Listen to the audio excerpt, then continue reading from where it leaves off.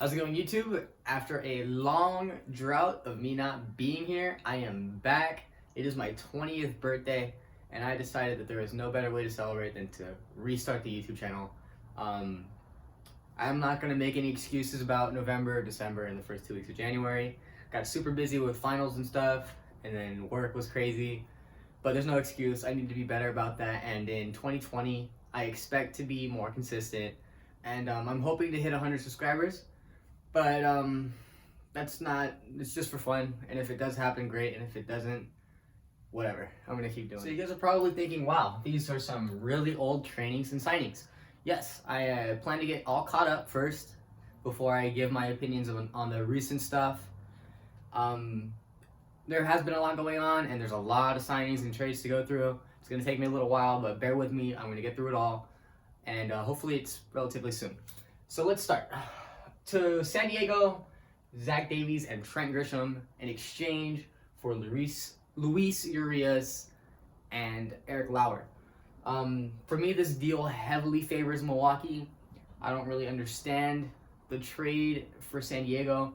Urias was a bright, young player, a lot of upside to him, and I think it was a little bit rushed to move those two. Lauer had a lot of upside to him as well. He had a funky delivery, and he was really good at times, and other times he was just average. I get it, but that team is young.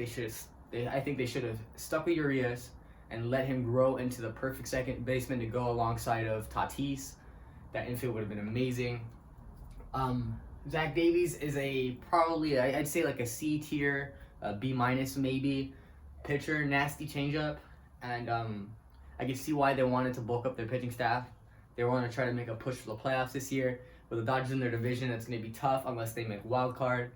Grisham is like a depth outfielder.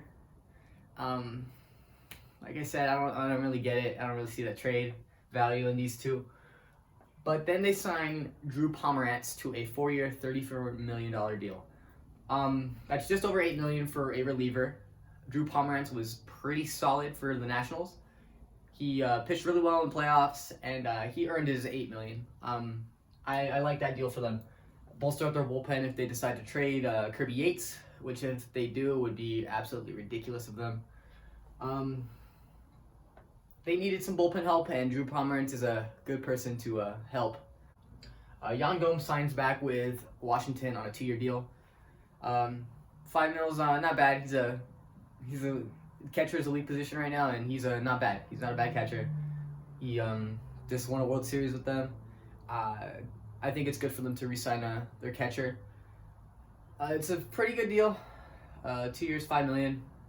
Not bad. I got nothing to say about that one, to be honest. Good deal. Good catcher. Move on to Texas signing Kyle Gibson to 3-year, $28 million with $3 million in incentives. Kyle Gibson was average at best with Minnesota. It's a lot of money for someone like him. Just under $10 million. But like I said, depth pitching comes and goes, and Texas needed some pitching help. So good for them. I think that is a decent deal. Not amazing, but they needed some help, and they got it in Kyle Gibson.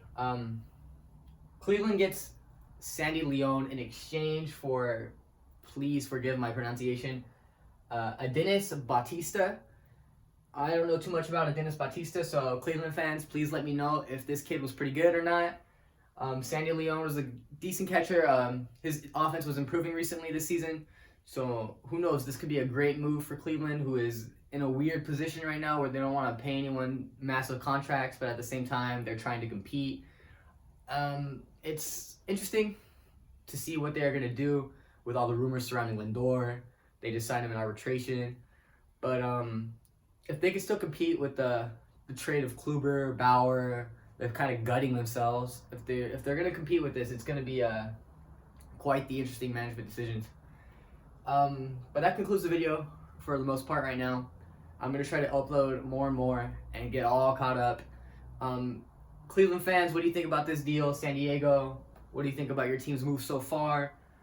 Washington and Texas, what do you guys think about those re-signings?